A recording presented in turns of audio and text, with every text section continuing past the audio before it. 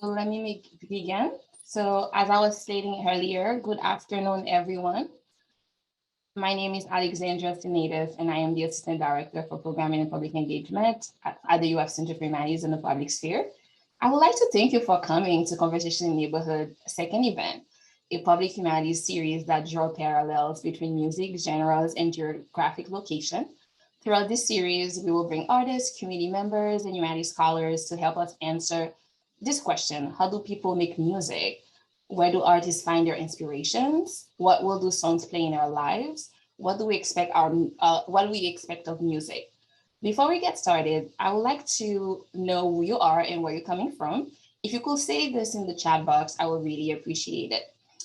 I would like to use this opportunity to thank the Humanities Center and its staff, Barbara Meno, Lauren Cox, Tyler Platt, and Rhonda Black, my collaborators, Imani Selvin, Simon Wright-Gray, Donya Mansurian, and Piper Penny. And today, on today's event entitled Latinx Musical Spaces Rap Seminar, our speaker, Roberto Santos, will discuss the various techniques he relies on to examine songs of the rap genre. This wonderful conversation will be moderated by Dr. Laura Gonzalez, who is an assistant professor of digital writing and cultural rhetoric in the Department of English at the University of Florida. Her research intersects conversation on translation, community engagement, and technology design. She is the author of Sight of Translation, What Multilinguals Can Teach Us About Digital Writing and Rhetoric, University of Michigan Press 2018, and Designing Multilingual Experiences in Technical Communication, forthcoming by Utah State University Press. We also have with us Juanita Duque, our interpreter. So if any of you actually need, because this conversation is in English, but if you need Spanish translation, there is this particular global icon that you will see, and then you can actually use it and select Spanish, so you can actually listen to this particular conversation in Spanish. So we can make it very inclusive to you. Juanita was born in Bogota, Colombia. Juanita completed a master's in Latin American Studies at University of Florida. Her work is centered in our oral histories, community, and social environmental interaction. Just a little housekeeping. We ask you to keep your microphone muted, only opening up when we actually ask, so we can actually enjoy. Well, this is a webinar. So if you have any question, I would say during this presentation, please type them into this particular Q&A box that you actually see in that control panel, and we will bring them up after Roberto is done with his presentation. Now, without further ado, we'll turn the time over to Laura Gonzalez. Thank you, everyone. Thank you so much, Alexandra. Buenas tardes a todos. Good afternoon, everybody. Thank you all so much for being here. It's a great honor for me to be moderating this discussion and being in community with all of you and engaging in dialogue with Roberto Santos, whom I greatly admire, and I've been admiring his work for a long time and seeing all the amazing work that he does in community. Roberto Santos, MFA, is a father, husband, and lifelong hip hop practitioner. He's a creative writing educator who co-founded the Barbed Wire Open Mic series and is the founder of Rap Seminar, a lyrical analysis service and MC development platform that we'll get to learn about more today. We want this to be an open space, so as Roberto's presenting, please type in questions in the chat. We're gonna keep track of all the questions and ask them. He's gonna do a brief introduction and overview of his work, and then I will be asking him a few questions. And throughout this whole conversation, please post your questions in the chat, and then at the end, we'll have time for Roberto to address all of these questions. So thank you again so much, and now I'll hand it over.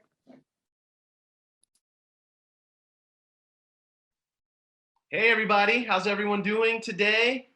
Thank you so much for inviting me. I am like super honored. I'm honored to be here.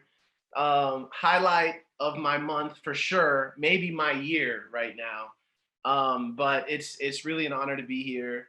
And before I get into talking about Rap Seminar and all the awesome stuff that's happening there, I just want to acknowledge all of the ancestors who sacrificed to lead us to where we are today. You know what I'm saying? So shout out all of our ancestors, our grandparents, our great grandparents, our great. down the line, you know, because without them, there would be no us. So that's the first thing. I just want to get that out the way and let it be known. So yeah, I founded Rap Seminar in 2018. The intention for Rap Seminar has been to showcase the literary genius of rappers, of MCs, of hip hop writers, of rap writers. And it's grown into more than that. It's not just about the techniques of rappers anymore, but that is one of the main things that we do is showcase the literary merit of hip hop heads and MCs. So just so you know a little bit about me, you know, I've been a hip hop head like my whole life. My cousins rap, my cousins sing. They taught me so much about the culture in New York, living in the Bronx, the birthplace of hip hop. It really, you know, taught me a lot. I learned about rap on the basketball court, playing basketball, you know, in the Bronx when my dad was a preacher out there. And when I was a youngster, my mom, she got me a subscription to a magazine called The Source, okay? And if anyone is of my generation, you know of The Source magazine. And there was a section in the magazine where they would put a hip hop quotable, which is like a very popular verse from that month that came out, right? And I would read that verse and I would be amazed, like, wow, like, what am I reading? You know, what is this, right? Reading all the rappers' lyrics in the world. And this is where I began to learn about rap writing through reading lyrics, right? Through when I would buy a cassette tape, I would open up the cover and I would read the lyrics, right? And listening to the song and reading the lyrics, I wanted to be a rapper. I was in 7th grade. I wanted to be a rapper, right? This is what I wanted to do.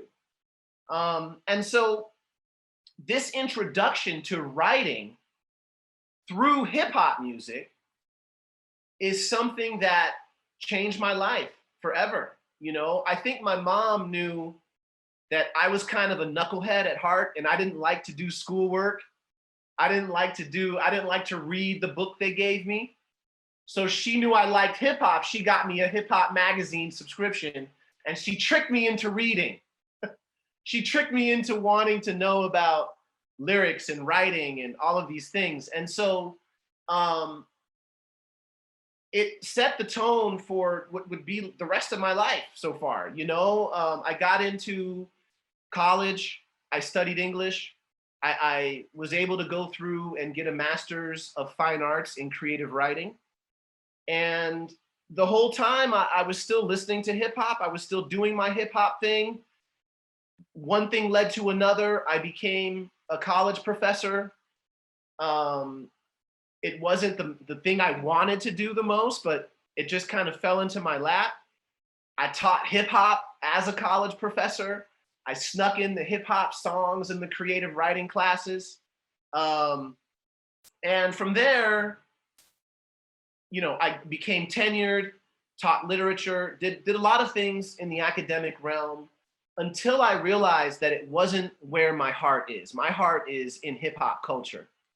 And so Rap Seminar is really the union of my hip hop background with my academic background. And so what I'm doing is I'm using what I learned in academics through teaching literature, through you know, studying creative writing, and I'm applying that to hip hop in order to help, you know, just showcase the brilliance of rap writers, like I mentioned earlier. And so I know I don't have that you know, much time for a little intro, but I do want to show you what we do at Rap Seminar, and just to give you a clue of what it is, because this is something that's never been done before, okay?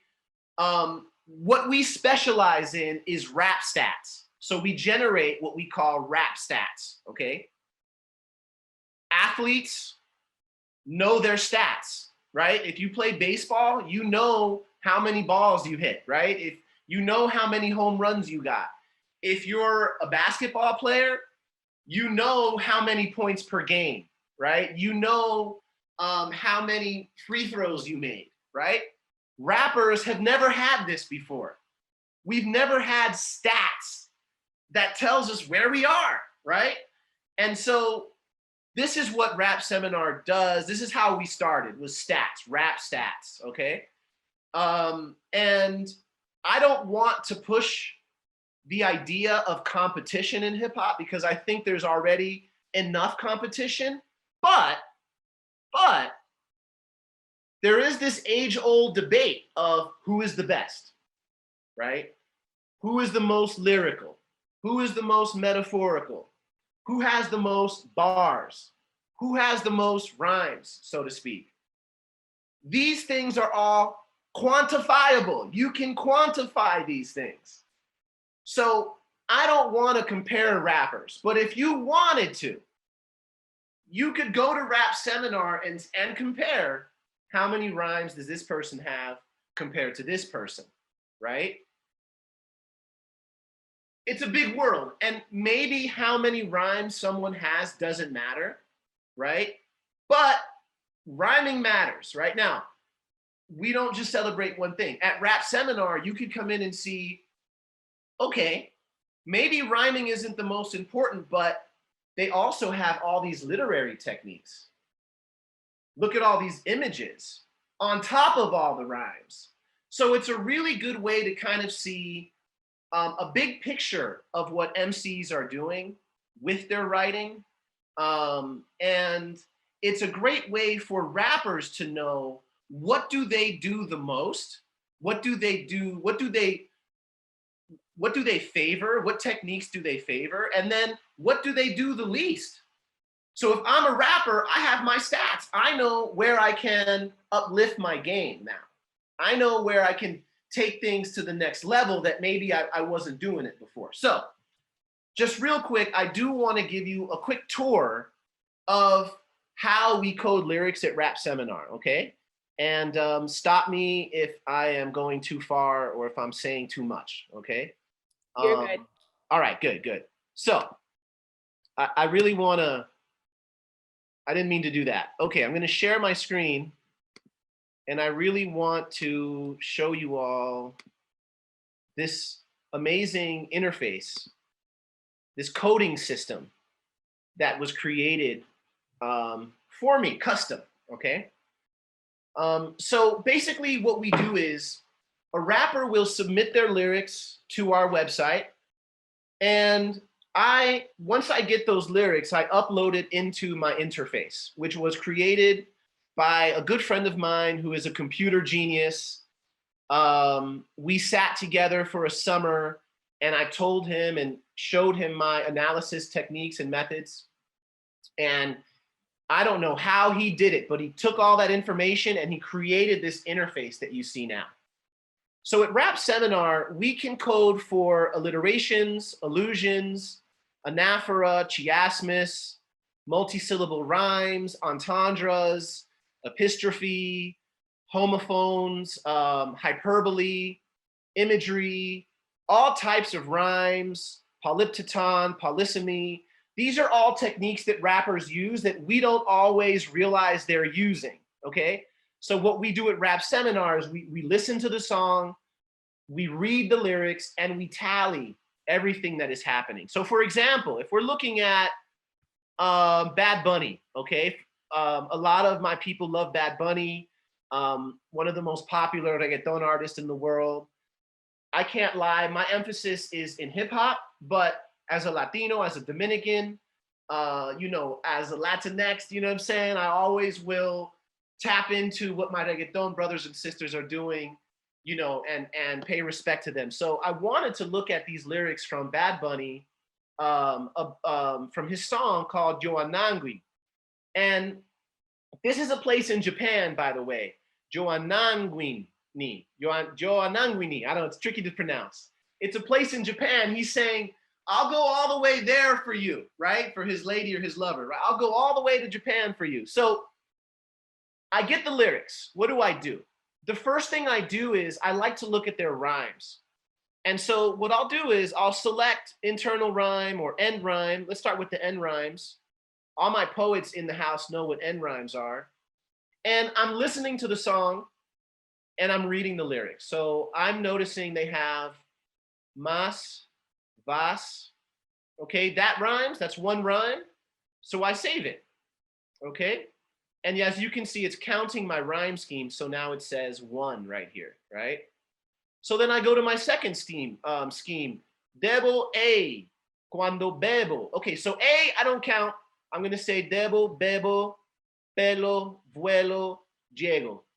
All right, so now I'm gonna save this. And so we have two rhyme schemes, two different rhyme scheme sounds here. And my system will tally. We have 5 total rhymes, okay? So what we do is I go through every single possible technique. I'll go to alliteration and I'll see, does he have any alliterations? Does he have allusions? And I'll tally for all of these things, okay? A completed markup looks like this. Let me show you what a completed markup looks like. Zach Lost is an amazing MC out of New York. And he scored some amazing stats during his analysis in this song that he has with an MC named Shav Limps. The song is called Teacher Cipher. So these are a bunch of teachers that got together and they're rapping about teaching and about being teachers. It's hilarious. So he has 48 alliterations. And the system highlights them all here. He has 13 allusions where he's referring to things of historical significance. He has 168 internal rhymes. And the system is amazing because I can highlight, look at this rhyme scheme. All the words in yellow are rhyming words. And that spans over 15 bars where he has a rhyme scheme that goes through all those bars. It's really amazing work. So when you're listening to a song, you might say, wow, he's a good rapper or he's a good rhymer. What we do is we take the opinion out of it and we show you the actual data, right? And I'm super excited about it. I don't know if you can tell. And I'm gonna shut up because I wanna hear questions and I want Laura to ask some questions and I wanna take questions from the audience as well, but I'm open to talking about everything and anything, hip hop, lyrics, rap, just whatever it might be, just shoot. Go ahead. Thank you so much, Rob. This is amazing. I'm like so nerding out as like a language and technology and community scholar. I'm like, this brings together so many different elements, and what you're doing is like bringing attention to the intricacy of rap music that's oftentimes overlooked or dismissed, and saying, this is intellectual work, this is creative work, this is great writing, this is very effective communication. And that's one of the things that I really love about your work, is that you find a way to do that by bringing together the technology aspect, the linguistic aspect. And I think one of the most important aspects is the community aspect, because as you know, rap is rooted in community. It's built by community for community. And one of the things you're doing, I would say, is expanding the community that gets to benefit from rap music, because you're providing ways for different people to understand it. And you're providing ways for people to have different conversations about rap music that they may not have had if this resource that you created is not available. So I'm wondering if we can start off by you saying a little bit more about how Rap Seminar contributes to the community building aspects of rap music, or how you see community building as part of Rap Seminar, whether that's students seeing and engaging with this and being excited, or whether that's artists who see their analysis that you provide and discuss or have some feedback or have dialogue with you and others about this analysis. So how does community play a role in all of this that you do? It's really interesting, and I'm glad that you asked that question.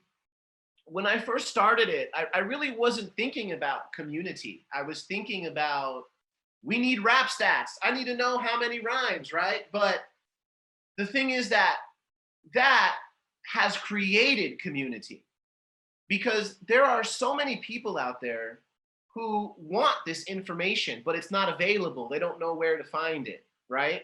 And so what I've noticed happening is people who are aspiring rappers, who want to learn more about lyricism and what song composition is for the culture, they come to the page and they soak the information up, right? They're able to see these master rhymers, right? These MCs who are working on very high levels that we showcase. And they are in sort of like this pool with the expert MCs. And so you, as a novice, I can analyze your lyrics and promote you and your stats, right? And right after you, I'll promote an expert MC who's been doing it forever and promote them and their stats, and they're seeing your stuff and you're seeing their stuff. So there's an exchange. And there has been countless amounts of collaborations that have happened through Rap Seminar, where a producer sees or hears a rapper and says, wow, I want to work with that guy. This is really awesome, right? So not only is it creating community for novice rappers and expert rappers, but also it's bringing together the academics too. There are countless hip hop academics who they spend so much time talking about the culture, talking about the content, talking about the critical analysis component of rap lyrics. What do these lyrics mean for society? What is this artist saying about this historical moment, right?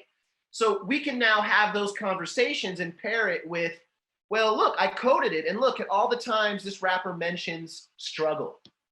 Look at all the times this rapper mentions heartbreak or love or trauma or something that I think is very important about hip hop, which is community upliftment and survival, right? I need an anthem sometimes to get motivated to do what I need to do to succeed, right? And so I might analyze that anthem, and you see it at Rap Seminar and it inspires you, right? So it's really interesting. And another thing that it's done for community is it's brought through the technology people, because they're seeing like the interface and they're seeing the stats and the data, and people will message me like, hey, you can do a different type of visualization for this that will work better. So I'm having all these conversations and the messages with academics, with hip hop heads who are showing me music, with just people who just want to know more, right? We also do another thing, which is we provide writing exercises. We do workshops. We provide MC critiques. During our lives, talk about community, we do what we call the rapid fire lyrical analysis, right? And so there's a lot of names for it, but someone will submit a few lines and I will try to point out what I found in those rhymes. I might count the rhymes, I might show literary techniques, I might coin a term or something that I found. And then people in the chat are commenting on what they saw.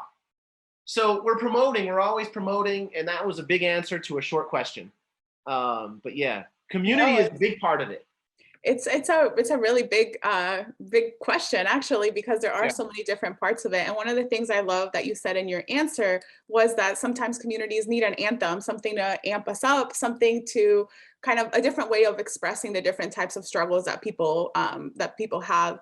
And in thinking about Latinx communities specifically, right, there's so much difference. This term Latino, Latine, Latinx continues to evolve because there's so much difference in that label. There's so many different experiences, so many different oppressions, and so many different privileges. So how do you see rap and maybe rap seminar in particular, like zooming in on the language. And I love that. As a language scholar, I love that you're like zooming in and looking at the words and saying, look at the material, there's so much here. How do you think this conversations or rap in general maybe can help us have or talk more about like the differences embedded in Latinx communities, especially as we think about how to redress anti-Blackness in Latinx communities? How do we talk about different types of struggles, different experiences? Since for a lot of people, they just say, oh yeah, the Latinos over there, they're doing their thing, as though we're all one thing, but we're not, right? Right. That's a very interesting question. You know, I'm Dominican. And I have a unique perspective on, you know, what it is to be Latinx or Latino or Latine, you know, whatever you want to coin the term. You know, as a Dominican, I look at my own family and I see my grandpa's Black. And then I see my cousin, she's white with blue eyes and curly hair, right? And in my family, I see the whole spectrum of what a Latinx person can be, right? And in hip hop music, you know, we were there from the very beginning. Some of the first hip hop practitioners were young Puerto Rican, Dominican kids in New York. They were breakdancing. Right? They were dancing, they were B-boys, they were B-girls. And so we have been there in hip hop, enmeshed since the inception of, since before it was called hip hop, right? And it's very interesting now to see how the cultures, I want to say that in New York, they've always sort of been ingrained, right? With the influx of Puerto Ricans and Dominicans and people from Latin America, we're in the hood. We're all coming up together, right? Like one of the most beautiful things to me is to see somebody who you don't think speaks Spanish, and then you look at them and they speak Spanish, you know, or they might surprise you, right? And in Florida, I know you see that all the time, right?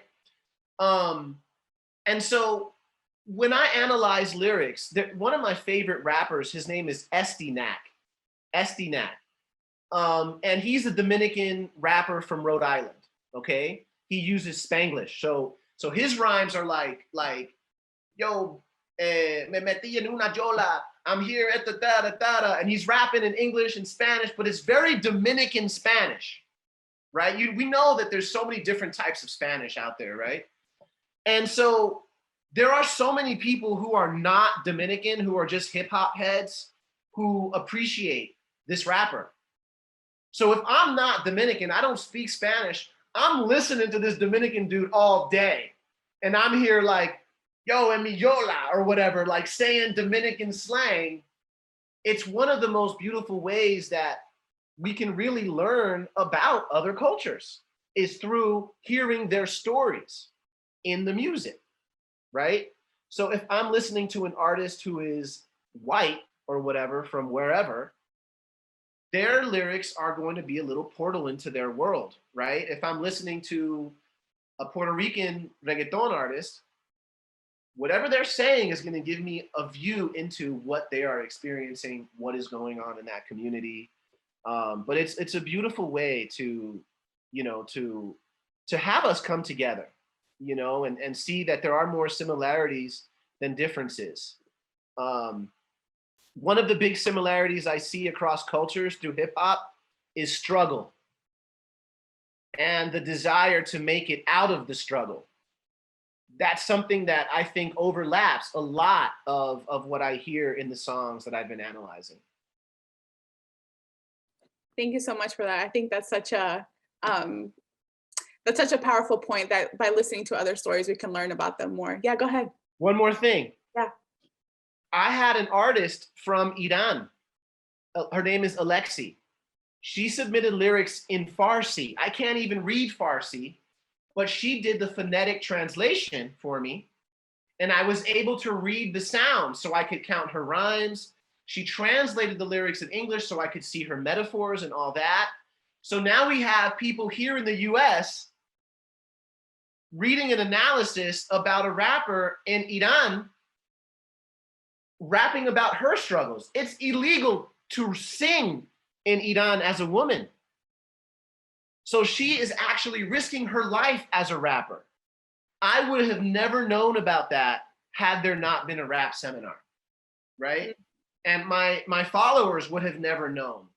I don't know, maybe. I don't want to say that they wouldn't know because I'm sure they're smart and they read and things like that. But I know I didn't. I didn't know you couldn't be a woman and sing in Iran. And I got like 300 followers from Iran who are amazed. They'd never seen anything like this, right? Yeah. So to me, that's community. That's building across cultures. That over there, it's illegal. And here I'm championing it. And they're amazed. And I'm amazed at what they're doing, at their bravery for doing something that I've been doing my whole life, but it's illegal there, right? It's really an amazing cross-cultural community that we're creating at Rap Seminar. Yeah, I love that you're bringing in the language aspect and the multilingual aspects, you know, because especially like given rap's roots in the Caribbean, you know, and you think about like Afro beats, you think about the global nature of rap and how it's always been multilingual in so many ways. And yet a lot of times it gets perceived as this very monolingual entity. And so I love that you're talking about the idea of analyzing across languages and doing different types of translations so that other people can hear stories that are oftentimes overlooked. I'll jump in because I think one of the questions asked by one of the audience members is relevant here.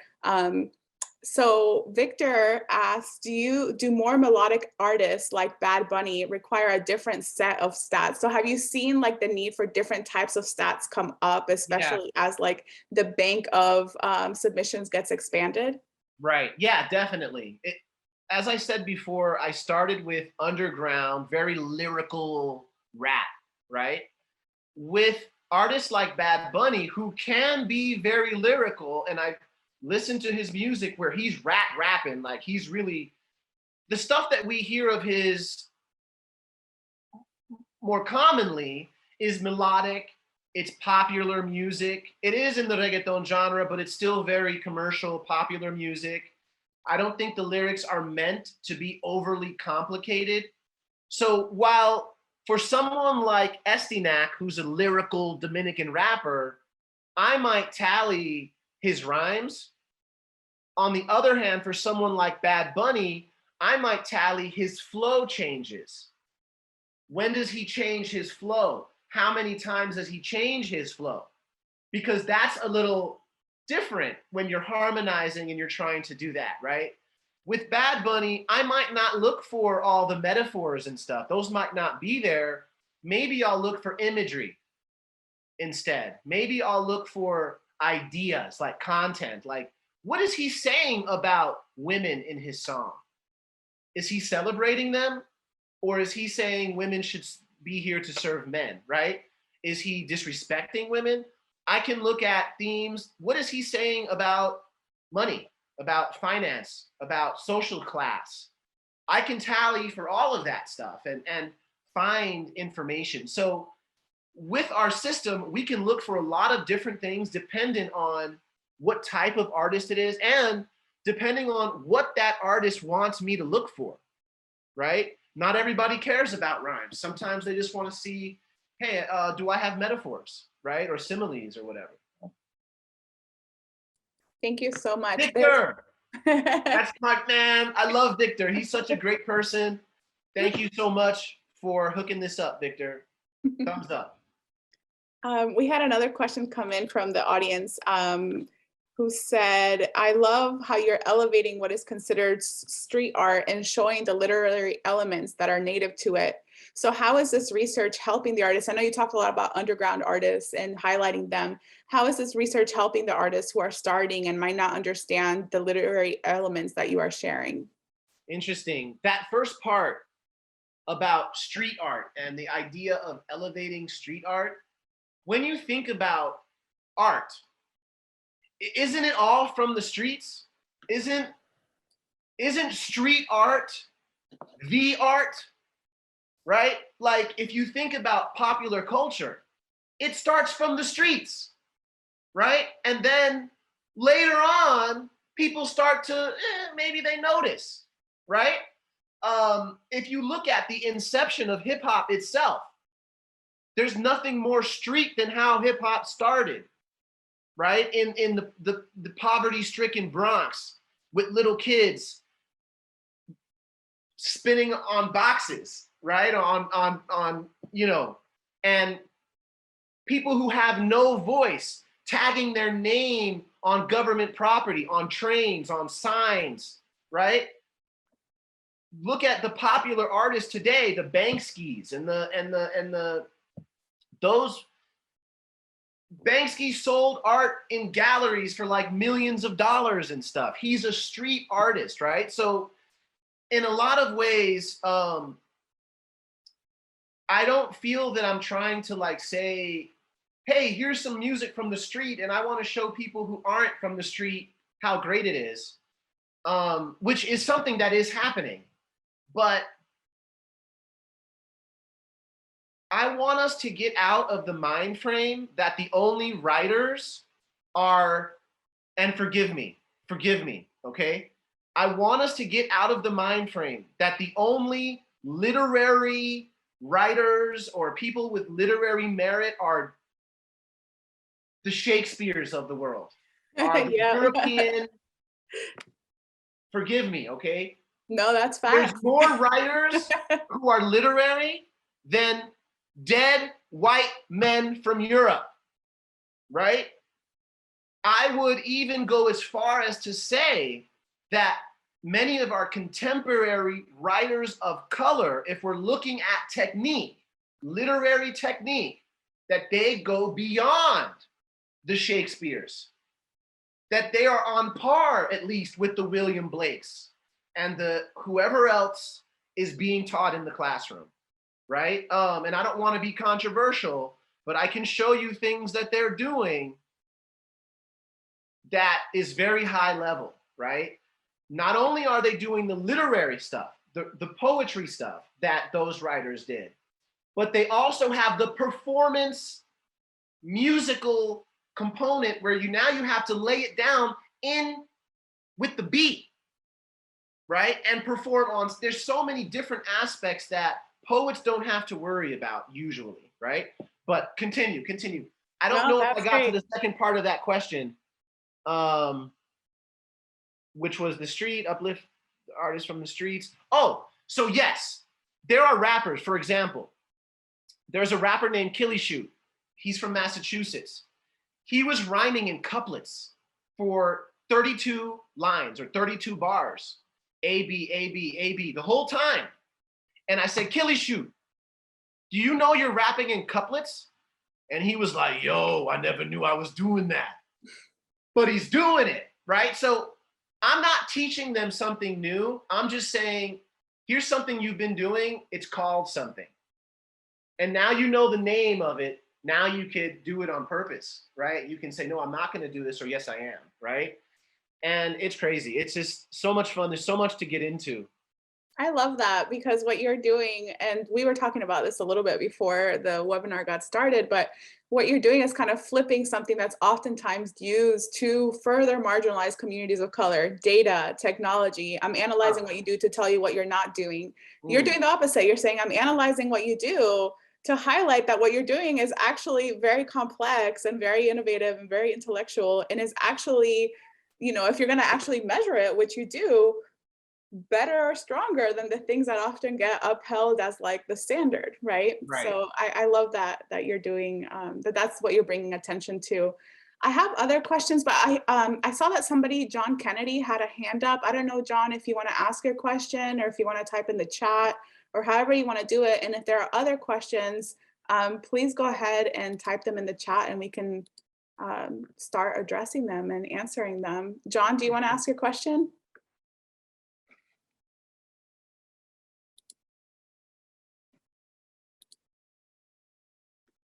Let's go, John. John Kennedy in the building.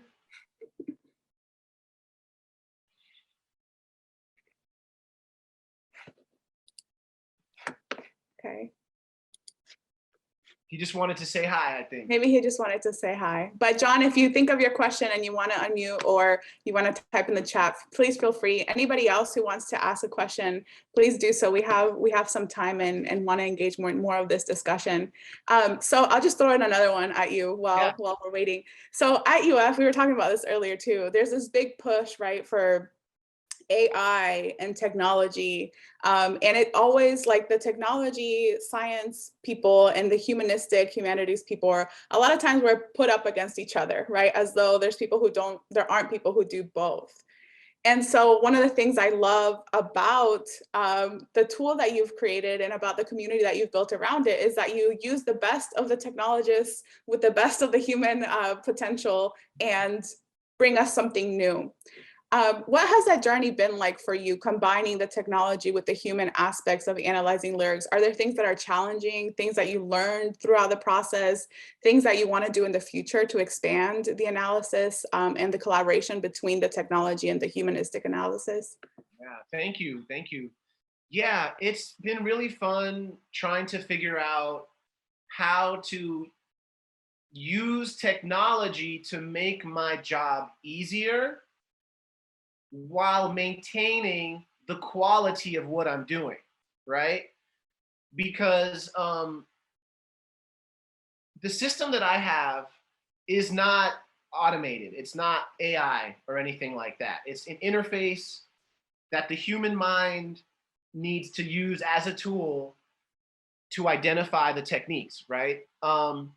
So one thing that has been challenging for me is, so I have to count rhymes, and I have two other analysts who help me when they have time, but we count rhymes. And so rhymes are very tricky because there are slant rhymes, that words that don't really rhyme, but the artist pronounces it like it rhymes. Okay, so the artist pronounces it like it's rhyming. And so we have to listen to see how was it pronounced. Okay, right now we're in the process of, and I'll tell you all, I like to keep secrets, but I'll tell you this. We are revamping the software that we use to code lyrics. And so I spend so much time counting rhymes and tallying rhymes. It takes forever. It really takes a long time. So my dream is that my system could count the rhymes for me, okay? And how do I get it to count the rhymes for me? Because of slant rhymes, it needs me to hear and say, hey, that's a rhyme. So my friend who created the system is very tricky. He's very clever. And I told him, how is the system going to count the slant rhymes? And he says, well, to date, you've coded 8,000 rhymes, okay? He never told me that he's keeping a database of all the rhymes that I've coded. So all of the slant rhymes that I've heard, they're already coded in the system, in the database. So later, now that we're going to automate the rhyme counting, he'll have that as reference, right? So there is the human component telling the computer, hey, this does rhyme. I know you don't know this rhymes, computer, but trust me, this rhymes, okay? And now we can tally it anytime you see that. So computers can't tally or identify a metaphor. A computer cannot tell you what a simile is, right? Because yeah, I could tell the computer, hey, every time you see the word like, count it as a simile. But as you all know, every time someone uses the word like, it doesn't necessarily mean that they're saying a simile. They can say, I like you, right? That's not a simile. And so I am worried personally about the idea of just letting AI go and just do everything, right? Because there's going to be bias. There's going to be, who is the person programming the computer? So when I'm coding, I might say that's a slant rhyme. And in my ear, I hear it as a slant rhyme, but someone else doesn't. I've built bias into my coding system now, right? Just like back in the day when the facial recognition for phones, people from Asia, any person, Asian person could open each other's phones, right? With the sink, with the automatic water, that was programmed by people with fair skin. So then when people with darker colored skin would put their hands in the sink to get it started, it wouldn't start, right? So the AI thing is very tricky. And I think that we have to be really careful about who are the people programming these systems, because their bias, subconscious bias, maybe it's a purposeful prejudice or something that's by accident, will get built into that system and it will have repercussions, right? So I think we have to be really careful about how are we going to automate stuff and how are we going to continue to do that? How are these difficult decisions going to be made by this computer, right? Yeah, that's so interesting. And I really agree. It makes me think about, scholars who've been writing about this, especially from like a Black feminist perspective and talking about the racial bias embedded in our technologies. This is like a selfish kind of technical question. So when the computer gets trained to do like to code or to even store the codes that you've done, is it written or is it verbal or audio? Like, does it work from the written text or does it work from the audio? Okay, it works. My system works from the written text at this time. The version 2.0 is going to also have the audio component in there. That's so cool, because I've read a little bit about like how certain machines have trouble with different accents and stuff. So I think what you're doing can really expand, how we train computers to recognize different voices and different styles and different ways of communication. So I really appreciate that. The next part of this is going to be you as an academic will be able to have access to my coding system, so you can then code whatever you want. Wow, Poems, that's amazing. Bad Bunny, whatever. I love it. John asked this question in the chat, is how can we correlate the art of rhyming to the art of filmmaking and script writing that should be appreciated as the same thing translated as a different language? So I guess correlating rhyming to art, filmmaking, script writing, and other arts that should be appreciated. That's interesting. As someone with a creative writing and poetry background, I think a lot about rhymes and what do they mean, right? And so as an artist, if I am talking about something that is very heavy, maybe about loss or tragedy, I'm choosing on whether or not I'm going to have a bunch of rhymes in there, and what do those rhymes sound like? Some rhymes can sound very comical, and I don't want to have comical sounding rhymes in a song about loss, right? And so the rhyme complements the content, okay? And so if I'm not thinking about my content when I'm rhyming, that's this big debate. What's more important, the ideas or the content, right? So I imagine when you are filming, you are deciding what images best suit the message that is attempting to be delivered, right? There's some art in that, okay? If an actor is going through something, what are they gonna look like? How are they gonna make the word sound, right? And so the way you rhyme, where the rhyme is placed, creates texture, right? Just like a camera angle will create texture, okay? And so I think that there is a lot that can be learned from rhyming, and we can apply it to so many different areas of life, right? And hip hop in general, the freestyle. I don't want to switch the subject from, life is a freestyle, right? You think you know what you're doing and then something happens. Now I got a freestyle to get around this situation, right? And so there's so much that can be learned from what rappers are doing with their rhymes, with their writing, with their images, with the way they present themselves to society, right? That courage they have has lessons for us, right? I think that's so real, especially right now, because we really are freestyling everything every day with the current situation, the pandemic, trying to learn, trying to grow, trying to be together without really knowing, like there's so much uncertainty. So I really appreciate that message of like, we can look to rap and hip hop and other artists to figure out, you know, how to process this and take care of ourselves and each other as we're, you know, inventing how to do the next thing or how to keep going. I appreciate that so much. Yeah, I haven't answered the question. I think you did. I think you did. So we have another question from Victor, who had a Versus event last month. And he asked, who is the rap seminar dream versus matchup? That's funny. That's really tough for me. You know, honestly, there's so many people seeing the verses. There's so many viewers. There's millions of people who see this friendly competition, right? And I know that it's really important right now to showcase the artists who may have been overlooked in the past.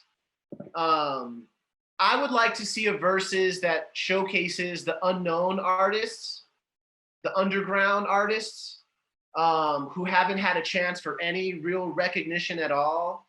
Like, it would be fun for me if I could get on the board of verses that they have like a boxing match, sort of like a showcase before. So if they had different cards, like here's two unknown MCs who have great potential, they're gonna go at it, right? And then here's another two MC, like the lightweight, you know, welterweight, whatever, and then we go to the heavyweight, right? I would, if I had any say in verses, I think they should do like 3 showcases a night where it's like, you know, the lightweight to the heavyweights or whatever, right? But I know Victor is asking me specifics, like who do I want to see? So honestly, I've seen a lot of them. They've really captured them, but I would love to see Rakim, Allah, the God MC, okay? I want to see him go up, I don't know, just against anybody. Like, I just want to see him on stage. I want to see Rakim do it. Victor said he likes your answer that we need the undercard. We need the undercards in those versus battles.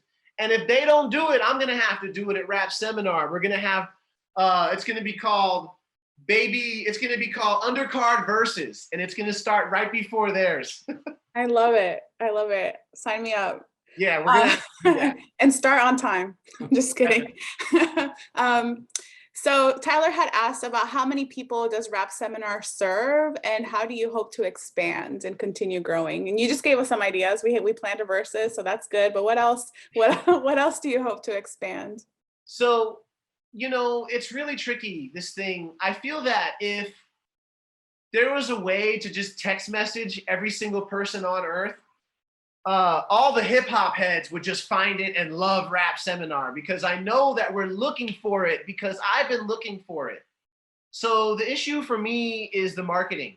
Is I really need to market Rap Seminar more, because whenever I have had a marketing opportunity, hundreds of people just overnight show up and they're here now, you know?